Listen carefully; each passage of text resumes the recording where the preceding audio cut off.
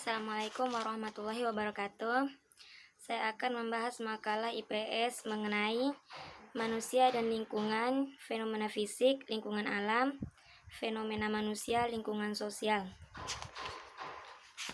Adapun pembahasannya yaitu yang pertama, pengertian manusia dan lingkungan, yang kedua, fenomena fisik atau lingkungan alam, yang ketiga, fenomena manusia atau lingkungan sosial. Yang pertama, pengertian manusia dan lingkungan. Menurut bahasa, manusia berasal dari kata manu atau Sanskerta, mens atau Latin, yang berarti berpikir, berakal budi, manusia yang memiliki pemikiran.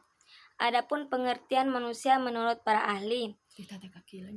Yang pertama, Omar Muhammad Al-Taumi Al-Syaibani mengemukakan bahwa manusia adalah makhluk yang tersusun atas 3 unsur, yaitu badan, akal, dan ruh, yang pertumbuhannya dipengaruhi oleh keturunan.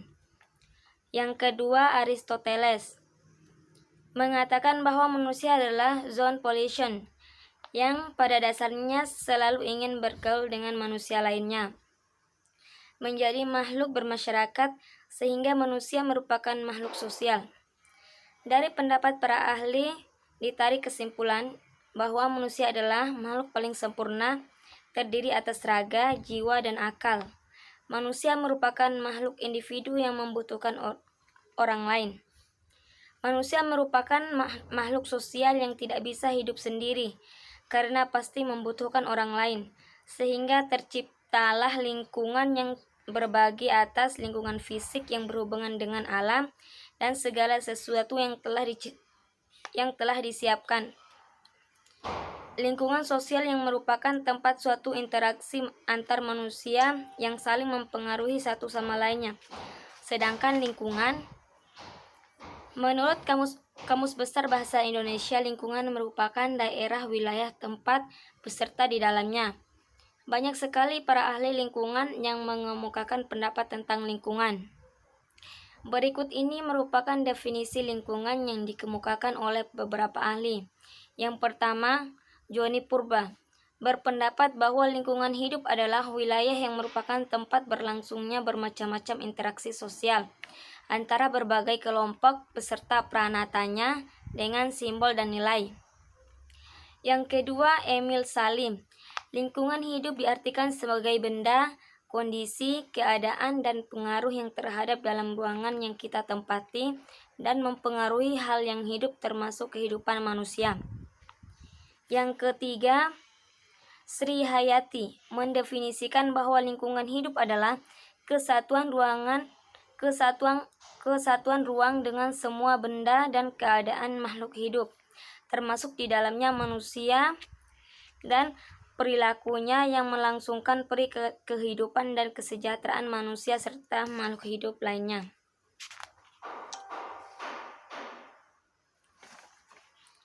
Yang kedua, fenomena fisik atau lingkungan alam.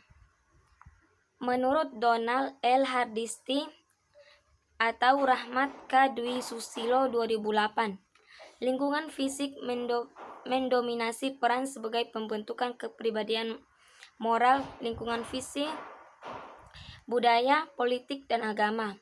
Pandangan ini tidak terlepas dari asumsi bahwa manusia terdiri dari 3 komponen, yaitu bumi, air, dan tanah, yang merupakan unsur penting lingkungan. Beberapa wilayah keadaan tinggi, rendah, datar bergelombang, berbukit-bukit, dan bergunung-gunung. Perbedaan permukaan bumi ini dinamakan relief muka bumi. Di daratan relief muka bumi yang kita kenal antara lain sebagai daratan rendah, daratan tinggi, lembah, lereng, bukit, dan pegunungan. Sementara di dasar samudra kita mengenal antara lain paparan benua, paparan laut, pegunungan, laut, dan lubuk laut. Bentang alam di permukaan bumi ini dipengaruhi oleh 4 unsur pokok, yaitu yang saling berkaitan. Keempat unsur tersebut adalah sebagai berikut. Yang pertama, gejala litosfer, yaitu kekuatan yang ditimbulkan oleh pembentukan tinggi rendahnya permukaan bumi. seperti daratan, perbukitan, daerah bergelombang, dan lembah sungai berteras. 2. Gejala atmosfer, yaitu kekuatan yang ditimbulkan oleh udara yang menyelubungi permukaan bumi, suhu udara, kecepatan angina, curahan hujan, dan iklim.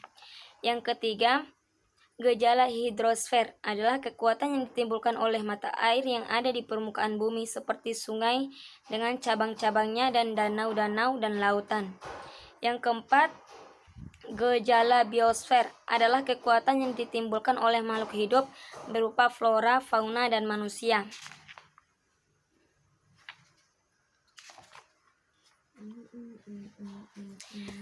Proses-proses endogenik yang berupa gerakan antara lain dibedakan vulkanisme, tektonisme, dan gempa. Yang pertama, proses endogenik. Yang kedua, proses eksogenik. Yang ketiga, fenomena manusia atau lingkungan sosial.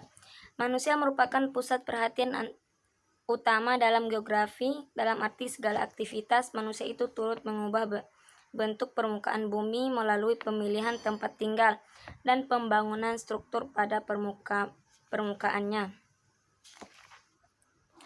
Beberapa